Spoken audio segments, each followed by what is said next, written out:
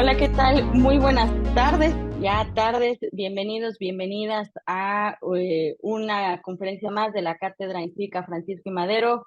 Bienvenidos, bienvenidas. Y bueno, pues como les comentábamos en el momento de la inauguración de hace algunos minutos, iniciamos este gran seminario del Estado Tecnológico y la Sociedad de la Información, retos para la política y la democracia mexicana, con esta gran conferencia magistral que lleva por nombre Sobre la verdad y la mentira en el mundo digital. Cada vez más complicado entender qué es la verdad, cuál es la verdad. Y hace algunos años, en la iniciativa de Voto Informado, realizábamos una encuesta a la ciudadanía donde le preguntábamos qué red social creían que decía la verdad. Y más del 35% respondía no saber qué red social podía decir la verdad. También dentro de estos hallazgos veíamos que la gente confiaba solamente un poco más en los medios tradicionales por un tema editorial, porque hay alguien que supervisa más allá de las tendencias de las narrativas, no así en el anonimato que existe en las redes sociodigitales en esta era digital. Ya nos antecedía el doctor Castañeda en su intervención de la mesa inaugural la importancia de ahora el fraude que puede ser la inteligencia artificial y cómo pueden alterar nuestra imagen, nuestras palabras, nuestros discursos y cómo esto puede afectar en la democracia, en la política y en los derechos humanos. Así que esta será una conferencia sumamente enriquecedora para entender qué es y qué no puede ser la verdad, qué son las mentiras y cómo esto repercute en la calidad de la democracia. Y también nos acompaña la doctora Marta Singer Soltes, quien será la comentarista de esta conferencia. Les agradezco a ambos por acompañarnos y rápidamente voy a leer la semblanza del doctor Fernando Castañeda, una muy breve semblanza, una larga trayectoria en nuestra máxima casa de estudios. Él es licenciado, tiene la licenciatura en Sociología por la Universidad Nacional Autónoma de México, tiene una maestría en Ciencias Sociales por el Colegio de México, es doctor en Ciencias Sociales con especialidad en Sociología por el Colegio de México y también un doctorado en el pensamiento político y social de la Universidad de Sussex. Es profesor titular, de carrera titularse tiempo completo definitivo en el área de sociología. Fue director de la Facultad de Ciencias Políticas y Sociales en dos etapas. También fundó la Revista Mexicana de Opinión Pública y fue presidente de la Asociación Mexicana de Sociología. Tiene múltiples colaboraciones, eh, documentos, papers, libros, artículos, columnas y demás actividades. Actualmente es miembro del Consejo Directivo de esta cátedra, presidente del Comité Académico igual de esta cátedra Francisco y Madero, y es director eh, de, iba a decir de GELU, una disculpa, de DEGAPA, Apa. no, de GELU, nos hablan de los abogados de la de DEGAPA, y como siempre, pues un académico que en algún momento, al igual que ayer hablamos del doctor Víctor Alarcón, hemos leído en más de una ocasión sus textos, ya sea en la licenciatura, en los posgrados o en algún momento de nuestra vida profesional, son todos unos referentes de lo que se ha hecho en la ciencia política en nuestro país, así que, y en las ciencias sociales de nuestro país. Así que bienvenido, doctor Fernando Castañeda, y adelante, por favor, con su conferencia. Muchas gracias, Fabiana. Pues a propósito de verdad y falsedad, lo primero que tengo que decir es que yo tengo estudios de doctorado en Sussex, pero no tengo los estudios concluidos. Entonces, tengo doctorado en el Colegio de México, con todo, con todas las de la ley. Y fue muy importante y formativo para mí todo lo que estudié en Sussex, pero no saqué el grado en Sussex, sino que lo saqué en el Colegio de México. Bueno, el tema de la verdad y la mentira en la vida política y en la vida pública es un tema que hoy se ha vuelto muy importante, pero y la gente le parece obvio, pero la verdad es que es muy difícil hablar qué es verdad y qué es mentira. En general, el tema de la verdad es un tema extremadamente complejo y ahorita voy a hablar de eso. Pero en el tema de la política, habría que preguntarse si de verdad deberíamos usar de esa manera los conceptos. Por un lado sirven, pero por el otro lado creo que son confusos. Hoy en día se ha vuelto un tema porque la polarización política lleva a que uno diga que el otro miente, ¿no? y hasta en los hechos más evidentes uno diga eso no es cierto, ¿no? Es una invención de fulanito, ¿no? Lo vemos a cada rato, lo vemos en la prensa, salen notas de la prensa en la que se descubrió que fulano ha hecho y que estuvieron investigando a no sé quién y que solicitaron información para que... Y la contraparte dice, todo eso es mentira, es absolutamente mentira, es una invención, etcétera. Entonces esto se ha vuelto un tema y voy espero concluir con este problema. Se ha vuelto un tema el problema de la verdad y se vuelve también un referente fundamental, ¿no? ¿Quién dice la verdad? ¿Quién dice mentira? Pero lo cierto es que la verdad no es un tema tan fácil. Y usted mencionaba el tema de la posverdad.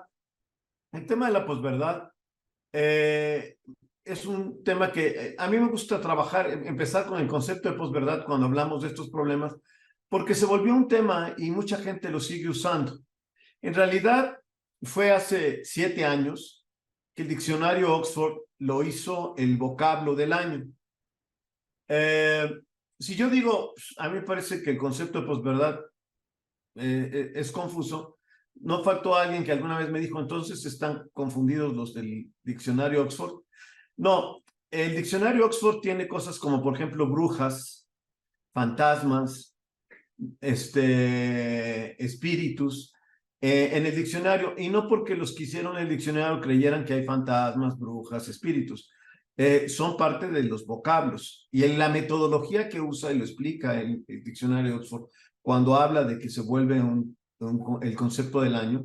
En 2016 se volvió el concepto del año, es porque es cuando en realidad el concepto fue acuñado mucho antes, pero ese concepto se volvió de uso común y tiene toda una metodología para decir. La gente no necesita, si yo le pregunto sobre la posverdad, la gente responde y no necesita que yo le aclare o le defina qué entiendo por posverdad, ¿no? Es un concepto que se usa en diferentes circunstancias, en diferentes lugares, de diferentes maneras, y sin embargo toda la gente entiende. Por eso lo considera un concepto. No se mete a definir y a decir si el concepto de verdad tiene poder explicativo o no tiene poder explicativo. Y si el concepto realmente ayuda a entender los problemas que tenemos hoy en día de desestructuración de la esfera pública o no ayudan. Y yo digo que no ayudan porque si hay posverdad, quiere decir que hubo una época de verdad en la esfera pública. Y ese es bastante problemático. Y podemos empezar con diferentes ejemplos. Por ejemplo, ¿los políticos dicen la verdad? Es muy complicado decir. ¿Qué queremos decir con que dicen la verdad? ¿Son realmente lo que dicen es lo que sienten y piensan? ¿Realmente lo que dicen es algo que realmente aconteció o ocurrió? ¿Realmente lo que dicen dice plenamente, describe plenamente cierto hecho, cierta conducta, cierto comportamiento? ¿Lo que dicen y prometen en realidad lo cumplen, lo hacen? ¿No? Tiene de alguna manera viabilidad, etcétera. Lo cierto es que es difícil juzgar de entrada la idea de verdad en cualquier época de la política. Y en términos de análisis político, es muy común en la época de Churchill y muchos antes, la idea de cómo se puede incluso engañar con la verdad, ¿no? Decir algo que es cierto, pero con eso en realidad distraer el verdadero problema de fondo y en realidad acabar señalando y hablando de algo, de un suceso y al mismo tiempo precisamente desviando la atención de lo que verdaderamente se oculta o lo que es problemático políticamente. Esto lo único que nos habla es de la complejidad de cómo construimos sentido en la esfera pública y de cómo podemos construir referentes para reinterpretar o resignificar hechos, dichos, situaciones, contextos, etc. Cómo podemos usar hechos del pasado y replantear en el presente e incluso usar el futuro para resignificar el presente, en fin. En realidad es un tema extremadamente complejo decir que realmente alguna vez hubo verdad y ahora hay posverdad, ¿no? Sin embargo, el concepto de posverdad habla de un problema que se ha dicho mucho. Sin duda estamos viendo que hay un uso mucho más extenso mucho más deliberado y mucho más accesible de distorsión de hechos, de difamación, de falsear deliberadamente, de tratar de hacer creer a la gente cosas que no ocurrieron, características de una persona que no son, elementos que de alguna manera desacreditan a alguien, etcétera, y cada vez es más accesible a través de las redes sociodigitales. Y estamos viendo hace ya muchos años, como más de 20 años, si la memoria no me falla, fue principios de este siglo, final del siglo pasado, cuando Castells hablaba de la gran promesa de la red, ¿no? Y de esa relación de reciprocidad, en donde no era como la vieja televisión, que un sujeto hablaba a un público y el público era meramente pasivo, y veía en eso un enorme potencial. Yo creo que eso ya la gente se olvidó, porque se ha hecho muy evidente que los recursos económicos, que la tecnología puede ser usada para literalmente distorsionar, incluso las mismas redes, ¿no? Todo esto que pasó cuando ganó también Donald Trump, se pueden usar, ¿no? En este caso Facebook, ¿no? Se pueden usar como formas de difundir determinados mensajes, ¿no? De incidir y de penetrar en la vida privada de las gentes y, de alguna manera, no sé si alguna vez quedó probado, ¿no? Todo esto de Cambridge Analytica. Se sabe que lo hizo, no quiero decir, eso sí estuvo probado. Si realmente, ¿qué tanto incidió en el comportamiento de la gente? Eso es lo que quiero decir, no sé si quedó. Pero sabemos que hay, pues, ¿no? Incluso Cambridge Analytica es un ejemplo de cómo se pueden poner recursos en el ejercicio deliberado de imponer una verdad política que no tenía nada que ver como si existía o no existía, sino de llevar un mensaje, imponer un mensaje y tratar de orientar a la gente de acuerdo a eso. O sea, en pocas palabras, lo que quiero decir es, hoy estamos viendo que hay mucha gente, muchos negocios incluso, que viven precisamente negocios internacionales, ¿no? Negocios en otros países del este o en otros lugares, que se dedican precisamente a eso, ¿no? Uno los contrata y entonces pueden ahí difundir deliberadamente mentiras, de difundir deliberadamente ideas que no son realmente, que no tienen sustento, fundamento, o que son terriblemente, digamos, negativas políticamente, ¿no? O sea, favorecer el racismo, la xenofobia, toda una serie de cosas a través de estos medios. Entonces, sin duda estamos viviendo un fenómeno muy complejo y estamos viviendo un fenómeno muy difícil por el cual yo creo que sí es importante no resolverlo, no sé si en este momento podamos buscar un camino de solución, pero sí de plantear varias cosas sobre el tema de la verdad. Lo primero que yo quisiera decir, a propósito de democracia, a propósito de estos problemas, es que la verdad nunca ha sido una cosa dada. La verdad siempre ha sido fundada en determinados criterios. Y con ello lo que quiero decir es lo siguiente. No existe una realidad que es verdadera y una realidad que es falsa.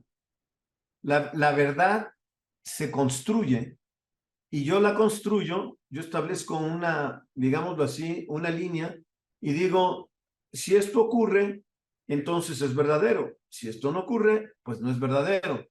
O sea, yo construyo una serie de criterios y argumentos para sostener que lo que yo digo es verdadero. En otras palabras, no existe la verdad como tal. Y esto no lo estoy diciendo para hablar de la opinión pública. La historia de la teoría del método, la teoría del método experimental y todo lo que fue desde el siglo XVIII hasta nuestros días, los debates en el terreno de la filosofía de la ciencia, demuestran lo complejo que fue y al final de cuentas lo frustrante que fue querer establecer un criterio de verdad en el campo de la ciencia. Lo que terminó siendo, al final de cuentas, la verdad como digamos, como un atributo de determinados enunciados que sirven en un momento determinado para justificar o no justificar determinadas afirmaciones. Si eso es así en ámbitos tan restringidos, que además es muy importante las prácticas, cómo se recrean, las gentes cómo se citan, las cosas cómo se hacen referencias de ellos, los métodos que se utilizan para tratar de argumentar que lo que yo estoy sosteniendo, en pocas palabras, que hay tradiciones muy sólidas detrás que hacen posible en un momento dado argumentar y decir, yo sostengo que el COVID es un virus con tales y tales características, que tiene tales cosas. Pues imagínense ustedes cómo lo podemos esto ver en el terreno de la opinión pública. Es muy difícil. Primero, no hay tradiciones de conocimiento como las que existen en el campo de la ciencia o de la vida académica. No hay formas de que nosotros podamos construir ese tipo de referentes que nos generan parámetros sobre los cuales juzgamos. Parámetros que nunca son definitivos, pero por lo menos mantienen una constante y una cierta regularidad. Puse el ejemplo del COVID porque el COVID demostró que había cosas que se habían afirmado y se consideran ciertas y que mucha gente siguió diciendo y después se habían demostrado como falsas entre los investigadores del COVID. Pero aún así, pues hubo acuerdos para decir esto que se afirmó y que se decía que servía, pues en realidad se demostró que no sirve, etcétera. Y aunque muchas veces la gente tardó en saber que se había demostrado como pues que no funcionaba determinado medicamento, determinada sustancia, y a veces hasta se aplicó, ¿no?, a enfermos, pero al final de cuentas se acabó falseando. ¿Por qué? Porque había toda esta infraestructura. Bueno, ¿qué es lo que quiero decir? Al final de cuentas, en un mundo en el que nosotros dependemos de todo un universo de lenguaje, de instituciones, de prácticas sociales, la verdad es algo que se tiene que construir con determinadas mediaciones, o por lo menos cierta certidumbre de las cosas. En el caso de la opinión pública, curiosamente, a pesar de que se dice que las ideologías eran falsa conciencia, la verdad es que las ideologías jugaron un papel muy importante en el siglo XIX, en estructurar. En el siglo XIX ocurrió algo parecido, tal como lo escribe Alvin Gulner, ocurrió algo parecido como lo que está pasando ahora. En la revolución del papel hizo que empezaran a surgir 1 millón de publicaciones, bueno, 1 millón, miles de publicaciones y de panfletos y de folletos, porque se hacía barato y accesible la posibilidad de publicar, y de publicar además tirajes muy largos de periódicos, y de imprimir, ¿no?, pequeños panfletos, de distribuir una gran cantidad de literatura en textos cortos, breves, etcétera, en audiencias muy amplias. Y dice Alvin Gulner que esto generó, pues evidentemente, una polisemia, en una situación en que, pues, todo el mundo decía cosas y sostenía cosas, etcétera. Y él dice que las ideologías ayudaron a estructurar. En muchas partes del mundo, en Francia a finales del siglo XIX, en Inglaterra, etcétera, pues surgieron periódicos de izquierda y se sabía que eran de izquierda, ¿no? Un ejemplo que a veces se usa y que yo lo uso precisamente para demostrar que no era tan cierto eso, es el caso Dreyfus, ¿no? Y el caso de Solá. Se habla y se ha hablado porque la idea de la opinión pública y del intelectual y la opinión pública es ese concepto intelectual y de público, se considera que de alguna manera se gestó a través del caso Dreyfus. Pero lo cierto es que Solá no era ese intelectual que hablaba hacia una audiencia desde su posición de intelectual, como decía Paz, desde la soledad de su cuarto. No, en realidad Solá era un hombre de izquierda. Y donde publica eso en un periódico de izquierda, de un proudhoniano, de reciente creación el periódico. Y en realidad, el caso Dreyfus ahora se analiza de una manera diferente. Entonces, literalmente vivió la prensa como ahora, ¿no? Y entonces había la prensa izquierda que salía en defensa de Dreyfus, pero había quienes descalificaron todo eso y como ahora lo vemos, pues que eso era mentira, son conspiraciones, todas cosas que ya conocemos. Y bueno, sea como sea, las ideologías construyeron referentes. La gente, de alguna manera, los que se consideran de izquierda, les parecía más creíble y estructuraban y generaron opiniones e interpretaciones de ese régimen de la Tercera República como un régimen autoritario, etcétera, etcétera, y el caso de Dreyfus como un ejemplo de un régimen autoritario, corrupto, etcétera, etcétera, etcétera. Y eso lo hicieron a través de estos grandes discursos. Lo que quiero decir es que la esfera pública se estructuró y sirve para estructurarse y para sustituir el criterio de verdad que hacen los científicos con sus teorías y metodologías a través de otro tipo de formas en las que en una primera época esos discursos en grandes sistemas ideológicos y en grandes discursos políticos le dieron sentido y orientación y estructuración a la vida pública. Esto fue cambiando, las ideologías, esas formas, no solamente los contenidos de sus ideologías, sino esas formas también, esos grandes discursos se fueron debilitando y empezamos a ver, sobre todo a mediados, en los años 60, un fenómeno muy peculiar porque empezaron a surgir otro tipo de movimientos que en realidad no se ubicaban con claridad en esas grandes ideologías, sino que son los movimientos de liberación sexual, los movimientos juveniles, toda una serie de movimientos, los movimientos feministas, etcétera. No es que haya nacido en ese momento, pero eso fue una eclosión en los años 60, como dice Charles Taylor. Fue una nueva reflexividad, dice Charles Taylor. En realidad surge una nueva idea donde la esfera pública empieza a recoger eso, pero ya con otra lógica. Y ya no bajo el intento, hubo esfuerzos de reducirlo a esas ideologías y de creer que todo eso era parte de un mismo movimiento político, pero eso se fue diluyendo. Entonces, lo que quiero decir es que no existe una idea de verdad en la opinión pública como puede existir en la ciencia. En la ciencia la idea de verdad no es una verdad sustantiva, tiene que ver, es un criterio sobre el cual se entienden los seres humanos cuando practican la ciencia, y ese criterio tiene que tener medios para que adquiera contenido para todos los demás, pero existen otro tipo de elementos, y entre ellos, sin duda, la fortaleza de los discursos. La gente a través de la deliberación, y en eso creo que el filósofo alemán, a pesar de que en una época fue Dios y ahora como que es así todo anatema, pero yo creo que Habermas con sus aciertos y desaciertos dijo cosas que son muy importantes, entre ellas la importancia de los discursos en la esfera pública.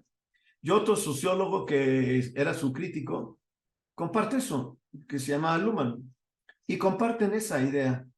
En realidad, la esfera pública se forma de dos elementos: la lucha por los intereses y la lucha y la deliberación y el discurso. Y esos dos se articulan. El problema que estamos viviendo ahora es que el terreno de la deliberación, y quizá todo lo que estamos hablando de las tecnologías, bueno, antes de llegar a eso, el nivel de los discursos siempre ha requerido de intérpretes, de figuras públicas, de toda una infraestructura de intelectuales o opinólogos o figuras que ayudan a estructurar esos discursos, y juegan un papel muy importante en la estructuración y en la construcción de referentes. Cuando viene el Internet, estas figuras se desestructuran y se relativiza su papel. Y surgen estos influencers y toda una serie de figuras que desestructuran. Hasta ahora realmente no estructuran un debate y una deliberación en el espacio público. Lo que generan es pequeños círculos y rompen con los referentes. Entonces, hoy con el Internet, hoy con todo este fenómeno de información y diferentes redes que producen información de todo tipo de calidades, y en las que no hay realmente estructuras que lo filtren, sin duda el problema de la verdad se vuelve muy complicado en la esfera pública, porque los referentes se han perdido y porque realmente hoy lo que estamos viendo es un juego donde los discursos se han debilitado completamente. El decirse izquierda no quiere decir nada, porque nadie dice en qué lo define la izquierda. Bueno, el pueblo bueno. ¿no? Pero el pueblo bueno, pues, ¿eso qué quiere decir, no? Yo soy parte del pueblo. Me halaga que me digan, bueno, ¿no? Pero en general, para muchos de estos intérpretes, yo no soy parte del pueblo, por alguna razón que es muy difícil que ellos justifiquen.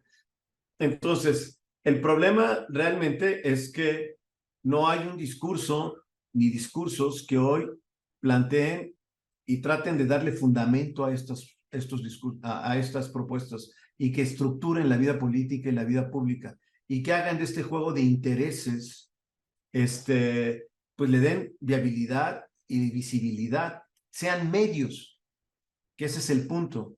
De lo que estoy hablando es de que todo proceso de interacción y de comunicación entre los seres humanos está mediado. Y está mediado por una serie de estructuras referentes que nos ayudan realmente a entender y a reducir nuestras visiones, a acotar, a colocarlas unas frente a otras, a poder medirlas. Cuando esto se rompe o se desestructura, pues entonces estamos viendo una especie de diversidad de ideas y de discursos que además se vuelven terriblemente maniqueos y simplistas. Y pareciera que hoy está más fuerte la verdad cuando en realidad es cuando está más destruida. ¿Por qué? Porque entonces yo ya no entro en el juego de la discusión y del debate a demostrar que mi propuesta política es mejor, ni me veo obligado a justificarla. Simplemente yo digo, si no estás conmigo, con toda una serie de ideas que se gestaron a finales del siglo XIX y del XX en la izquierda y que tenían otra razón de ser, hoy se repiten y se dice simplemente, si no estás contra mí, estás saboteando el proyecto histórico y político de la 4T, y uno se pregunta, ¿y cuál es el proyecto? Y si uno hace esa pregunta, ya uno es descalificado. Ah, este es de los traidores, de los malvados, de los que están en contra. No, yo nada más quiero que me argumenten. Yo nada más quiero una opinión pública más rica. Yo nada más quiero que me digan en qué consiste esto y cómo es que esto avanza. ¿Cómo puedo yo medir, entender que esto le da sentido a una serie de políticas, de prácticas políticas? ¿Cómo es que esto le da sentido al tiempo político de hoy, al presente y al futuro de hoy? No en un discurso abstracto, vacío, maniqueo, que solamente juega estás conmigo, ¿no? A reducir todo a un juego de intereses. No importa los argumentos que alguien sostenga, no importa las ideas que alguien proponga, solo hay dos posibilidades, o estás conmigo o estás contra mí. Y en un juego de supuesto, por un lado, pragmatismo político, que fue muy importante en los movimientos revolucionarios, en el sentido de decir, no hay posibilidades no hay margen para la disidencia. Bueno, eso quizá Lenin pudo haberlo justificado, pero hoy en día, pues estamos en otra época. Y eso de que no hay margen para la disidencia, pues la vida de quién está en juego o qué es lo que está en juego. En realidad, hay margen para poder discutir y decir, yo también estoy de acuerdo con que este país tenga, combata la pobreza. La pobreza es ofensiva. La concentración del ingreso en este país es verdaderamente ofensiva. La corrupción de las élites es verdaderamente lamentable, pero no se corrigen. Si ustedes ven los datos, estas élites siguen acumulando y la concentración del ingreso sigue creciendo. Estoy hablando de las cifras de 2018 para acá y sigue creciendo. Entonces, uno se pregunta, ¿la opinión pública no vale la pena que le expliquen cuáles son las medidas que vamos a hacer para mejorar, para reducir eso, para que no se siga concentrando la riqueza? No vamos a poner impuestos a esta riqueza de algún tipo, ¿no? Y que beneficien a los más pobres. No vamos a poner límites a ese proceso de concentración. ¿Por qué sí, por qué no? Bueno, esto ya hemos llegado a un nivel de deterioro de estos discursos públicos, de estas deliberaciones, que no hay una respuesta más que la idea de si estás criticando, eres enemigo. Si no estás criticando, eres amigo. Aunque algunos de esos amigos sean gente terriblemente conservadora en su historia. Y aunque algunos de estos críticos tengan toda una historia de izquierda. No importa, unos están en contra y otros están a favor. Bueno, yo creo que esos son ejemplos de lo que he querido decir. El problema de la desestructuración de la opinión pública tiene mucho que ver, claro, las tecnologías son las que han alimentado esto. Claro, la infodemia tiene mucho que ver en todo esto. La crisis, de alguna manera, y quizá la necesidad de un nuevo, llamémoslo intelectual o formador de opinión, prefiero usar esa palabra, formador de opinión que verdaderamente tenga las posibilidades de contribuir a construir discursos públicos fuertes.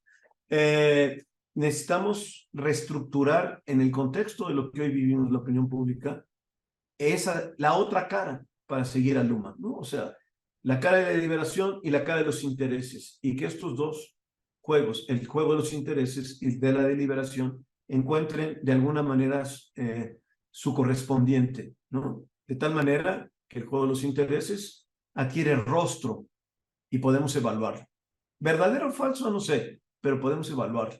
Le damos rostro, nos permite entender. Eso es fundamental en la democracia. En la democracia lo importante es que cuando yo elijo un presidente, yo sé que es por tal periodo, que tiene tales funciones, que es distinta a las funciones de un diputado, que es distinto a las funciones de un senador. Si no hubiera todos esos elementos que nos ayudan a reducir la complejidad de la vida política, entonces no llegaremos a ningún acuerdo, ¿no? Entonces, bueno, ¿y qué es? Pues que le haga de diputado a veces y de senador a veces, ¿no? Y que también le haga de presidente. Pues no puede ser. ¿Y qué piensas tú? No, pues vamos a discutirlo. Y nos sentamos todos los 130 millones en el Zócalo a discutir que si debe ser, y que debe ser por 8 años y no por 6, y que debe ser senador diputado y no nada más diputado, ¿no? O inventamos otra categoría. No. Si hay algo que le da estructura y permite a los ciudadanos saber qué está haciendo, le da racionalidad y calculabilidad a su participación política, es que cuando le toca elegir a un gobernador, elige a un gobernador. Cuando le toca elegir a un presidente municipal, elige a un presidente municipal. Y sabe dónde despacha, y sabe quién es, y sale su campaña y su publicidad. Eso reduce complejidad, eso establece mediaciones para que en la esfera pública los ciudadanos puedan de alguna manera evaluar y puedan, yo no sé si son criterios de verdad, pero de sentido, que les genera sentido y que les permiten a esas gentes participar, porque eso es lo que es importante. Si yo tengo esas mediaciones, entonces yo puedo participar. Yo como ciudadano puedo decir, a ver, yo opino así o yo opino de esta manera. Pero si no existe nada de eso, si cada vez más se desestructura, entonces estamos viviendo en una situación donde no sé si el concepto de verdad o falsedad nos sirva y el concepto de posverdad, pero sí que es un hecho que estamos viviendo una época en el que es muy difícil construir consensos. Y no me refiero a los consensos entre partidos, porque este es un país tan elitista que siempre piensa que el tema es si se ponen de acuerdo los partidos, ¿no? Y el debate es si les abren la puerta o no les abren la puerta a los partidos. Eso es algo que se dice mucho en la vida pública. Yo no milito en ningún partido.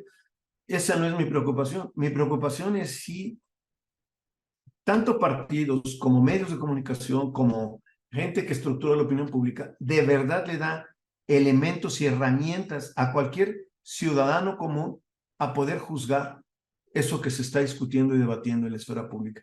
Ese es el verdadero problema para la democracia de la desestructuración de la opinión pública.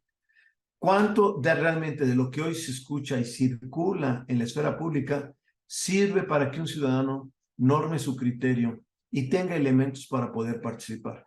En la medida en que eso se destruye, la verdad es que la ciudadanía pierde la posibilidad realmente de participar. Y entonces alguien llega con una encuesta y le pregunta tal cosa y le responde con respecto a lo poco que oye por allá y quizá sin ningún sentido claramente de por qué sí, por qué no, por qué apoyar, por qué no apoyar. y sobre todo si eso le da elementos y herramientas para poder evaluar el comportamiento de esas figuras políticas. Eso es lo que es muy importante y es lo que estamos perdiendo y se está desestructurando. Creo que el problema de la opinión pública, y en todas partes del mundo, no solo aquí, en todas partes del mundo está ocurriendo el problema de la opinión pública, el problema de la esfera pública como tal, esa esfera tal como se constituyó hace 300 años en Europa, en la que hizo posible que particulares hicieran valer, que eso es lo de la sociedad burguesa de la que critica Marx, los particulares defendiendo sus intereses frente al Estado. Bueno, esa opinión que se ha transformado tan radicalmente hasta hoy, pues permita que otros también hagan valer sus intereses frente a esa esfera pública. Salgan y digan, yo quiero esto, estos son mis intereses, pero para que eso se pueda expresar, se necesitan medios para que se exprese. Medios simbólicos, discursos, argumentos, deliberaciones. No es una cuestión espontánea. No ocurre así, nunca ocurrió así, ni ocurrirá así. Se necesitan de estos medios, de estos instrumentos. De la misma manera que en la ciencia se necesita de teorías, de enunciados, de metodologías, de demostraciones, de técnicas, etcétera, para hacer. Pues de la misma manera necesitamos esas mediaciones en la vida política. Necesitamos de esos discursos, necesitamos de mediaciones institucionales también, necesitamos de que el poder se pueda racionalizar en diferentes ámbitos, necesitamos muchas cosas que hagan posible que un ciudadano entonces pueda ir y reclamar tal cosa, defender tal otra, cosas de su vida cotidiana, etcétera, y que le puedan dar sentido precisamente esos elementos en la esfera pública. Creo que eso es, y ese es mi argumento, que ya me han escuchado, que yo sostengo. En realidad, no me interesa defender a ningún partido político. La verdad no es mi intención, yo soy un académico y no me interesa defender a ningún partido. Ni creo que la solución sea que los partidos políticos se pongan de acuerdo. Se pongan o no se pongan de acuerdo, no van a resolver el problema de la esfera pública, ¿no? Ese no es la salida. La salida es que de verdad haya deliberación, de verdad se tome en serio a la opinión pública, a los ciudadanos, y de verdad se le ofrezcan razones, argumentos, y también se generen instituciones que permitan llegar a los espacios del ciudadano en donde pueda manifestar sus desacuerdos, sus preocupaciones, etcétera, y sus opiniones. Bueno, pues eso es lo que puedo decir. Muchísimas gracias, doctor Fernando Castañeda, por estas reflexiones. En definitiva, el tema de la verdad y de la mentira y de la posverdad siempre complejo. Antes de ceder la palabra a la doctora Marta Singer, pues estamos en un momento de opiniología, ¿no? Cualquiera puede hacerse experto en infraestructura de trenes, de aeronáutica y opinar y decir. Y bueno, pues todos tenemos derecho a opinar, pero el contenido de las opiniones, ese es otro tema, ¿no? De ahí pues, derivamos a veces el tema del discurso de odio. Yo puedo estar no de acuerdo en eso, sí, pero si tú generas discurso de odio y que incitas a la violencia, entonces ahí es cuando empezamos a tener problemas. Mencionaba la doctora Carola en su inauguración este tema del TikTok y podemos hablar de la TikTocracia, y cómo ahora pues parece que lo que aparece en estos videos de influencers es la verdad, la única, y tan es así que en los medios tradicionales hoy podemos ver a un influencer, youtuber, sin grandes conocimientos técnicos y profesionales de las ciencias sociales, opinando de temas como si fuese un líder de opinión, teniendo espacios radiofónicos y televisivos importantes. Por ejemplo, el tema de la polarización, uno no se puede expresar porque inmediatamente si estás en contra del régimen, eres tu enemigo por default, más allá de que quieras pedir explicaciones y que quieras pedir a lo mejor más sustancia de los argumentos, por el simple hecho de cuestionarlo y no creer ciegamente y de manera casi evangélica, pues estás en contra del movimiento de estas situaciones y pues pareciese que las verdades pues están más basadas sobre las ideologías que por encima de las formas de la comprobación y de tener cuestiones ahí de datos duros, fundamentados, porque hoy basta con decir que uno tiene otros datos para eh, tirar por tierra cualquier argumento sólido de numeralia, de pruebas, de contundentes inclusive, y seguir adelante con pues discursos maniqueístas, populistas, que además usted ha hablado del tema del populismo ya en otros espacios, y cómo esto pues no es exclusiva de la derecha, perdón, de la izquierda, sino también hasta de las derechas, ¿no? Y cómo utilizan estos mecanismos sin mirar a un partido político en específico, simplemente es cómo estos políticos y estos pseudo o líderes de opinión hacen uso de estos recursos para engañar a la gente, y por lo tanto, pues, denigrar a la democracia. Muchísimas gracias, doctor Fernando Castañeda, por su intervención y cedo la palabra a la doctora Marta Singer, quien es doctora en Ciencias Políticas y Sociales con orientación en Ciencia Política, también maestra en Ciencia Política y licenciada en Sociología por la UNAM. También cuenta con especialización en Derecho Constitucional por el Centro de Estudios Constitucionales de Madrid, España. Profesora titular de tiempo completo definitiva de la facultad, miembro del Sistema Nacional de Investigadores. Está adscrita al Centro de Estudios Políticos de la Facultad de Ciencias Políticas y Sociales de la UNAM. Ha impartido muchísimas asignaturas en la facultad, entre ellos participación política y movimientos sociales, comunicación política y discurso político, partidos políticos, desarrollo de proyectos, elaboración de proyectos. Dentro de sus líneas de investigación está la democracia, la participación y representación política. Tiene N número de publicaciones, investigaciones, libros, artículos, más de 30 tesis dirigidas, y además, bueno, pues nos honra con su presencia siendo miembro del comité académico de esta cátedra. Ha sido columnista y comentarista en diferentes medios de comunicación y, sí lo voy a decir así, fue mi profesora favorita en la carrera, que me tocó tomar clase con ella. Entonces siempre es un honor y un gustazo para mí poderla presentar en estos espacios. Doctora Marta Singer, adelante por favor con su intervención sobre la verdad y la mentira en el mundo digital. Muchas gracias, Fabiola, por tu presentación y también fuiste de mis alumnas favoritas y sigue siendo una colaboradora favorita. Muchas gracias por organizar este evento. Es un honor siempre poder compartir y comentar ideas con el doctor Castañeda, con Fernando, que siempre nos ilumina con su conocimiento tan erudito y su capacidad de ver de una manera muy peculiar la realidad. A mí me parece que ha señalado cosas muy importantes para entender por qué hoy en día nos asombra y nos preocupa dónde empieza la verdad y dónde comienza la mentira, ¿no? Me parece que esta idea de que la línea tenue que va entre la verdad y la mentira, pues como dice el dicho, depende del cristal con que se mira, ¿no? La misma experiencia puede parecer para unos de un modo y para otros de otro, el tema de quién tiene la razón y dónde está la verdad verdadera ha sido siempre en la historia de las ideas uno de los temas pues que más ha llamado la atención, ¿no?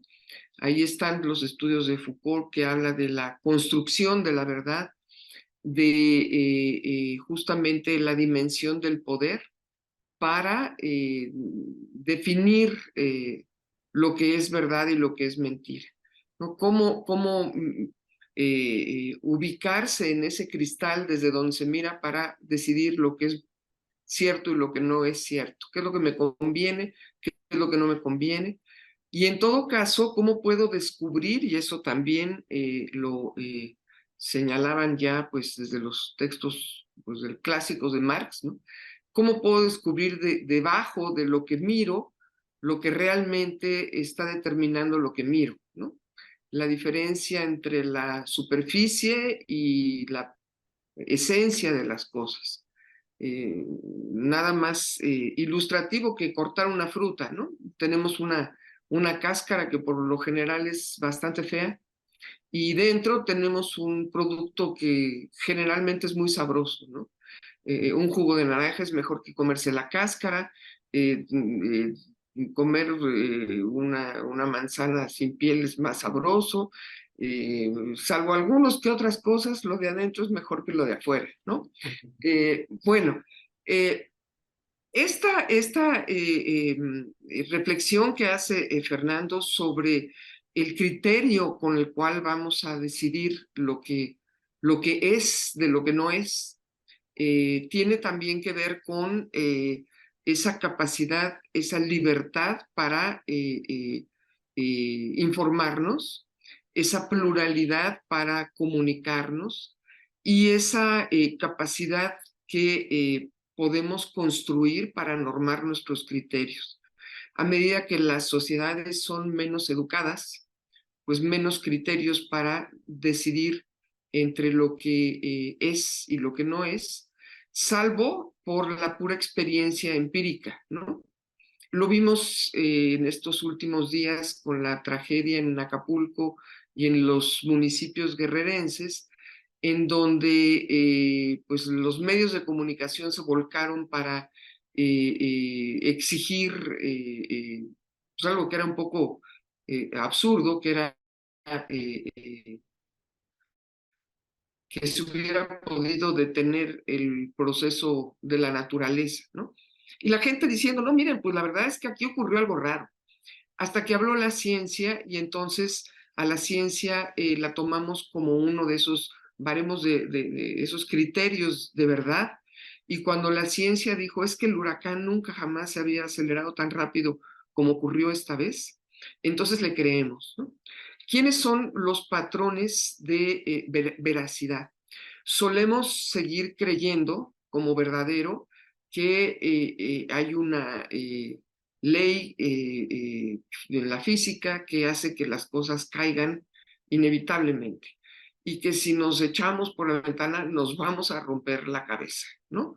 Eso lo sabemos, lo creemos, tenemos experiencia, pues hemos visto que ocurre, pero además, pues sabemos que ahí está la ley de la gravedad y las ciencias duras se han ganado el derecho de que creamos lo que dicen, ¿no? Hay verdades que van a estar ahí hasta que otra verdad con un criterio de cientificidad sustituya a la previa.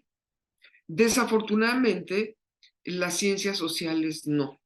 Las ciencias sociales no han establecido esos criterios de verdad, no han establecido categorías fijas que sean irrebatibles y pues eso impide que el conocimiento científico sobre lo social pueda tener un mayor peso que el conocimiento del sentido común sobre la misma realidad. Y por eso explica la proliferación que señalabas, Fabiola, de los influencers, de las voces fáciles, que pues tienen acceso a estos instrumentos de comunicación que siempre han existido desde que existe el habla o desde que existe la vida en común, pero que han cobrado mayor fuerza pues a partir de que esa circulación de las ideas puede hacerse de una manera más allá de persona a persona, ¿no? Efectivamente, la aparición del papel es imprescindible para entender cuándo empieza la construcción de lo falso como un rumor que puede correr sin detenerse por el mundo. La literatura nos cuenta, ¿no? De cómo a través del periodismo se podía crear la ilusión de cuestiones que podían afectar el prestigio de alguien o afectar la vida privada de alguna persona, ¿no? El buen y el mal uso de la información ha estado ahí siempre. Algo que señaló Fernando que me parece muy importante es el control de la credibilidad como un instrumento de del poder, ¿no? El poder justamente tiene esa oportunidad de gestar mayor o menor credibilidad y hoy en día, sin lugar a dudas, mientras tengamos un Internet y unas redes de comunicación en donde no hay control legal alguno, en donde quien tiene poder puede establecer el criterio de credibilidad, entonces pues tendremos medios de comunicación que contribuyen menos a forjar una opinión pública libre y tendremos la suplantación de la opinión pública por el ejercicio de los bots o el ejercicio de la infodermia, de la cual también Fabiola nos has platicado en otros momentos, ¿no? Esta posibilidad de inundar el espacio público de mensajes que no necesariamente están fundados en un criterio de cientificidad o en ni siquiera en un criterio de un sentir generalizado, legítimo y legítimo por compartido en amplios sectores que coincidan con un objetivo común, ¿no?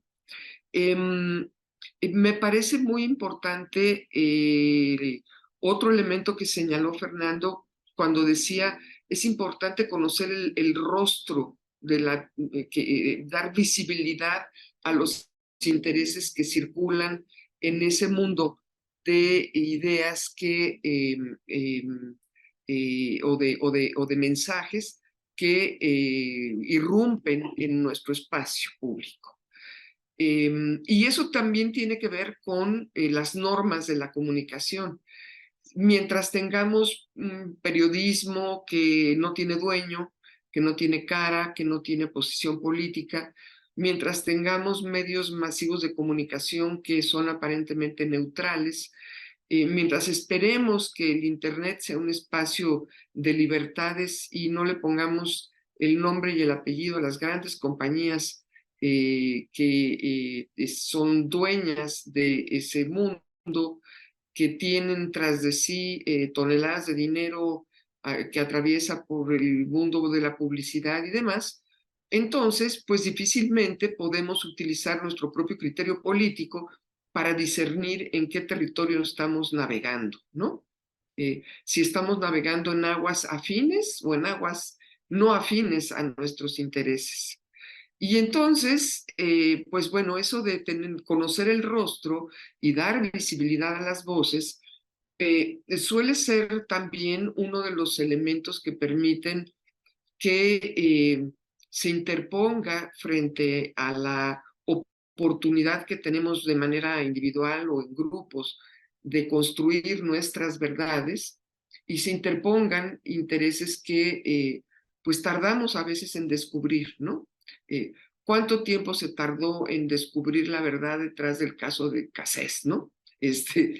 ¿Cuánto tiempo se tardó en descubrir la verdad detrás del caso de Tlatlaya o del caso de Ayotzinapa?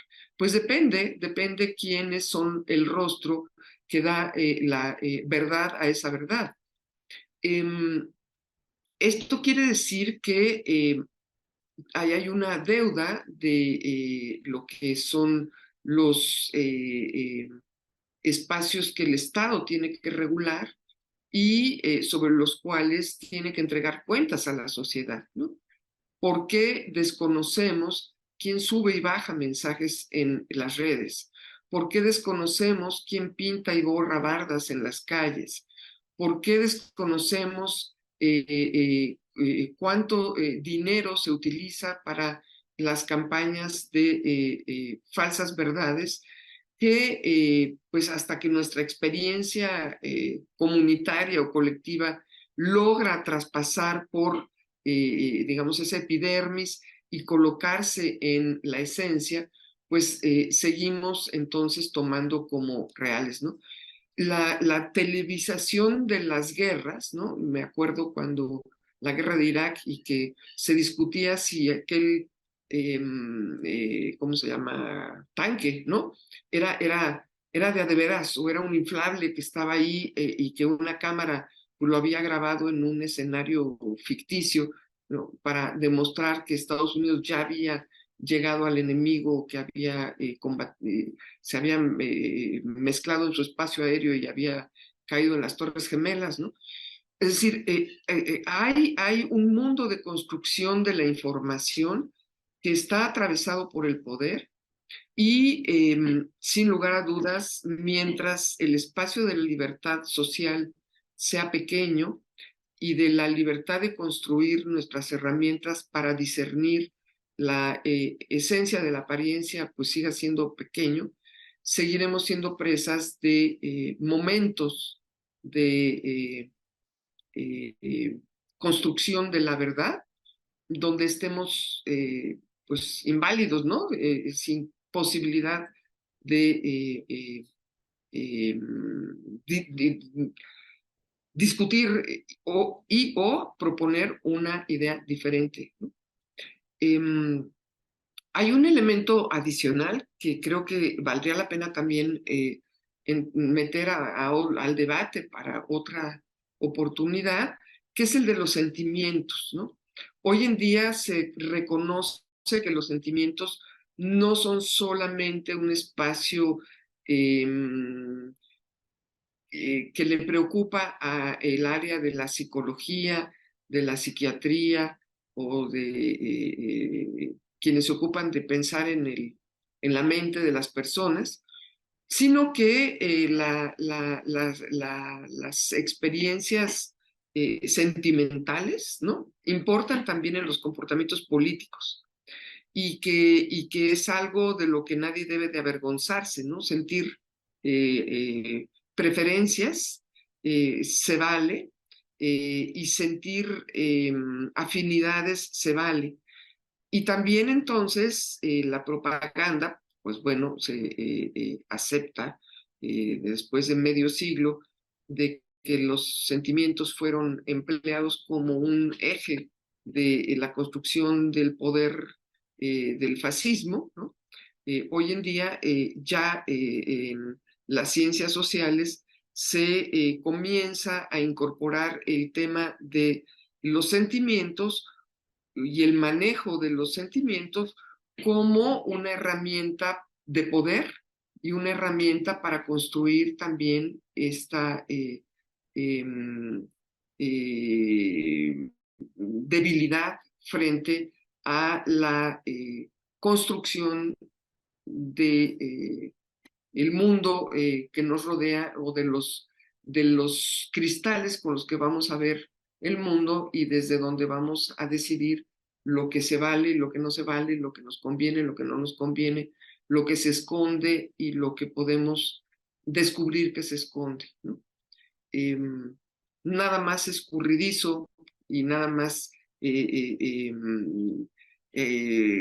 digamos, hábil para esconder la verdad que el propio ejercicio del poder, ¿no? Incluso con INAI y sin INAI, ¿no?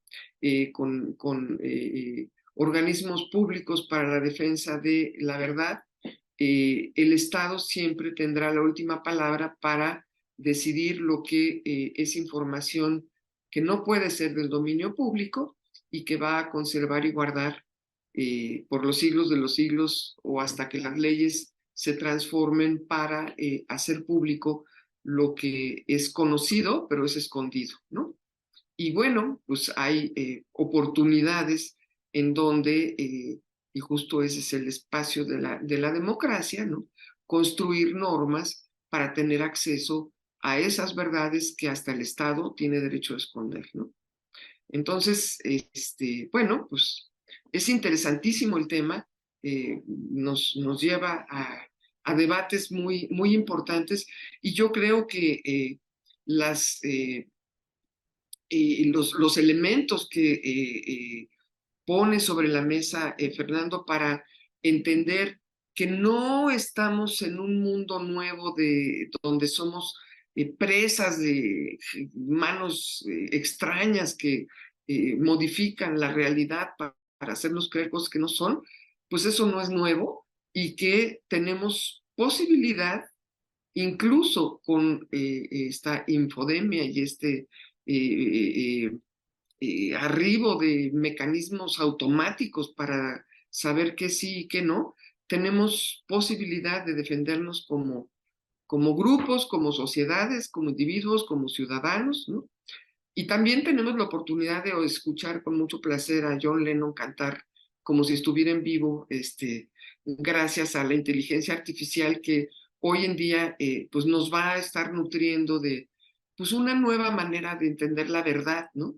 Y de abrir nuestros sentidos a las experiencias de lo que es la superficie y lo que es la esencia, ¿no? Si no hubiera estado la grabación de John Lennon, la inteligencia artificial no nos haría sentir que lo estamos escuchando. En fin, ahí lo dejaría, pues por ahora. Gracias. Muchísimas gracias, doctora Marta. Y ahí como igual dato cultural, también ya hicieron un crossover entre Freddie Mercury y Michael Jackson en una sola canción. Entonces, algo que intentaron grabar en la vida real, que nunca pudieron grabar, y ahora con eso pues podemos hacer uso de la inteligencia para disfrutar ese tipo de situaciones, pero que en definitiva no dejan de ser un riesgo, y esta parte de los sentimientos que a mí me atrae mucho para lo que me dedico, y precisamente es esa parte de la manipulación de la opinión pública a través de los sentimientos, que luego de pronto los colegas mercadólogos del tema digital es como, ay, la revelación, ¿no? Utiliza decir, bueno, es que si uno se va a las propagandas de la política de hace muchísimos años, es más de décadas, ¿no? Simplemente cómo se utilizaba el nacionalismo exacerbado, ¿no? O esta parte que hablábamos ayer precisamente con el doctor Víctor Alarcón, ¿no? En la Guerra Civil Española y las ideologías y esta parte, entonces ahí siempre, y que hoy, hasta el día de hoy, permea, por ejemplo, en España, la división entre el fútbol, los catalanes, de los equipos que pertenecen a esa zona, como el Barcelona, contra pues los oficialistas de derecha, como el Real Madrid, y ahí está el tema siempre del sentimiento y de cómo se mueven las masas a partir de esta situación, y el posicionamiento de estos mensajes que al final eh, buscan decir verdades a medias, que no son verdades completas, o mentiras a modo que también no las convierten en verdades, pero como um, eh, la, la, la, la fuerza que pueda tener un liderazgo puede posicionar mensajes como verdaderos, y la eterna dinámica de la versión de los vencidos y la versión de los vencedores. Y si tú eres el vencedor, pues tú colocas tu verdad, ¿no? Sobre lo que haya acontecido en otro momento, y lo hemos visto mucho en la historia de nuestro país. Yo de pronto ahora que ha sido un boom el tema del género en nuestro país, me pregunto si de pronto algunos mitos que tenemos de temas de la Revolución Mexicana, de la independencia, no habría que irlos desmitificando, pero cuando uno se remite a la historia y revisa quién escribe la historia, pues es cada vez más complejo poder encontrar la verdad. Qué difíciles son las ciencias sociales y la verdad, este es un hecho, ¿no? Y por eso nos encontramos siempre en estas encrucijadas. Doctor Fernando Castañeda, ¿algún comentario final de su Sí. participación? Por favor, adelante. Quiero decir una cosa que se me pasó y que creo que es muy importante, porque a veces también caemos en una cuestión muy, digamos así, voluntarista del juego del poder. Hay una cosa que menciona en varias ocasiones lo ha mencionado el doctor Castaños, Fernando Castaños, es esta idea de que nosotros, no solamente en el juego del lenguaje y la comunicación, no solamente existe la primera y la segunda persona, existe la tercera persona, pero no solamente la tercera persona, el singular, sino también la tercera persona, el plural. Y eso es muy importante, o sea, no es nada más unos contra otros, sino que hay, a veces cada uno de nosotros jugamos el papel de terceras personas. Y no es que seamos neutros en el sentido de una objetividad, como si existiera eso en el mundo. No existe ni en la ciencia ni en ninguno, sino que tomamos una óptica muy diferente que permite, y no tenemos por qué comprometernos ni con el yo ni con el tú, sino nosotros, como ellos, nosotros asumimos una posición diferente. Y a veces lo descalificamos. Siempre es posible resignificar las cosas y siempre es posible que estas cosas puedan tener otro sentido cuando estamos en la posición de ellos, de audiencia. Eh, y no es simplemente que el poder, de alguna manera, de una persona, el poder está en muchas partes, pero de una persona se puede imponer simple y llanamente. Creo que a veces tenemos que evitar la mitificación de esas figuras poderosas. O sea, podemos ser terceras personas que como audiencia tenemos una opinión que no tiene por qué ser ni la de A ni de B, sino que es una opinión que puede colocarse en una posición diferente. Eso es fundamental en el juego de la comunicación. Bueno, nada más, perdón. No, muchísimas gracias, doctor Castañeda, por esas precisiones. Doctora Marta Singer, ¿algún comentario final antes de despedir la mesa? Bueno, pues, es que hay muchas cosas que se pueden decir, ¿no? Creo que un elemento importantísimo es que pues una sociedad no educada es una sociedad indefensa, ¿no? Cuando se escucha el debate cotidiano de yo tengo un dato y yo tengo otro dato, los datos no bastan para dimensionar los problemas ni la verdad, ¿no? Para discernir la verdad. La verdad se construye. Y creo que un valor de la democracia es justamente el construir el construir el acuerdo con fundamento, no solo en el dato, ¿no? Porque el dato cambia. O sea, si vuelvo a medir, pues vuelvo a cambiar el dato. Y la realidad va cambiando tan rápido que los datos cambian muy rápido. Eh, la realidad, digamos que la vamos a mirar desde diferentes ángulos y vamos a construir acuerdos, no verdades. Y esos acuerdos se construyen en el diálogo, en no solamente oír al otro, escucharlo, es decir, escuchar argumentos y dialogar con argumentos, no con datos. A mí me parece muy simplista, ¿no? Este debate que ha habido en estos años de la superficie, mi superficie contra la tuya, ¿no? No, veamos qué hay detrás de la superficie y entonces dialoguemos para construir acuerdos donde vamos a seguir viendo las cosas diferente, pero donde vamos a poder encontrar intersticios para ir caminando hacia algún lado de manera conjunta, ¿no? Eso es, creo yo, el desenlace de la línea divisoria entre la verdad y la mentira, ¿no? Y por otro lado, también es muy interesante cómo se ha vuelto de moda el tema de la credibilidad.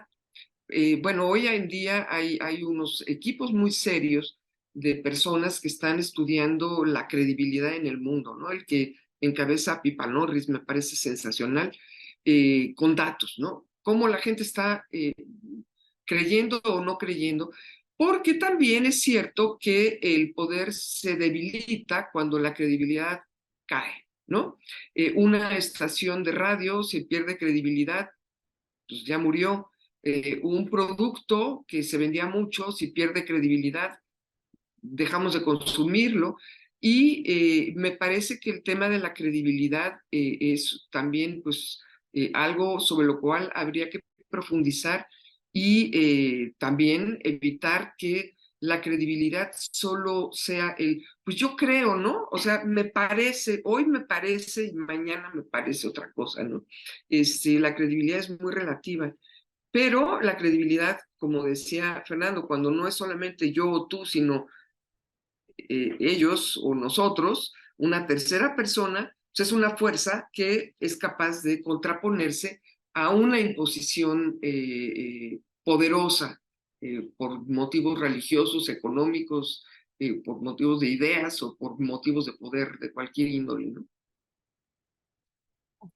Así es, doctora. Pues muchísimas gracias a ambos Algo quiere por, decir Fernando. sí, ¿verdad? Vamos Sí, a no, no, escuchar. no, sí, yo también le vi, ¿no? Listo. Perfecto, doctor. Pues muchísimas gracias a ambos por sus reflexiones, por sus consideraciones, por inclusive pues sentar bases con estas reflexiones pues para las próximas investigaciones de inclusive las generaciones futuras que seremos quienes estaremos teniendo que teorizar todo esto, intentar eh, tratar de poner un piso básico a muchas de las cuestiones de las redes sociodigitales, de la sociedad de la información, porque qué bueno es leer a Castells después de varios años posterior y ver y contrastar con lo que él esperaba, como abría la conferencia el doctor Castañeda, de esta parte, pues casi utópica de la sociedad de la información, donde todos íbamos a ser colaborativos y nos íbamos a ayudar a unos a otros y el mundo feliz y demás. Y lamentablemente la naturaleza humana ha hecho muy perniciosas las redes sociales, el anonimato, el robo de identidad, el uso indiscriminado de la inteligencia artificial, las mentiras, los fraudes, no hablemos inclusive de temas como pornografía, como trata de personas, una serie de situaciones Cambridge Analytica, en donde uno voltea y dices, bueno, al menos la vida antes era un poco más sencilla, teníamos los mismos males, pero un poco menos atomizados, menos volátiles, menos exponenciales, y hoy en día hay que controlar el metaverso, las redes sociodigitales, las plataformas y hasta temas de fiscalización que para el INE se han visto hasta sobrepasados en el tema digital con la triangulación de recursos entre páginas web, campaña negra, creando fanpage indiscriminadamente, y que luego, pues estas grandes corporaciones que también lo señalaba la doctora Singer, pues no logran, son inclusive yo diría supranacionales, no transnacionales, decía supranacionales, no respetan reglas, no respetan leyes, y los legisladores tienen que normar a estas empresas, no así la libertad de expresión, pero sí sentar las bases de cómo podemos mejorar la democracia con estos nuevos medios de comunicación. Porque en México, lamentablemente, ni siquiera sabemos si hemos nosotros mismos sido víctimas de algo tipo Cambridge Analytica, porque ni siquiera lo hemos rastreado, porque ni siquiera sabemos si hemos tenido un tipo de bombardeo de información y de robo de datos personales como pasó con Cambridge Analytica, ¿no? Entonces, así de grave es el tema de la sociedad de la información, de la mentira, de las verdades, y hay que decirlo en plural, las diferentes verdades, y bueno, pues los esperamos a un punto de las 5 de la tarde, en donde pues estaremos hablando precisamente del tema de la sociedad de la información, en donde pues nos va a acompañar el maestro Iván Lascano, el doctor Iván Lascano y la doctora Luz María Garay estarán con nosotros para hablar de qué es la sociedad de la información, con qué se come, cuáles son sus retos, cuál es la importancia de la misma, cómo comprenderla para poder trabajar sobre ella. Muchísimas gracias a ambos, que tengan una excelente tarde y nos vemos a las 5. Hasta luego.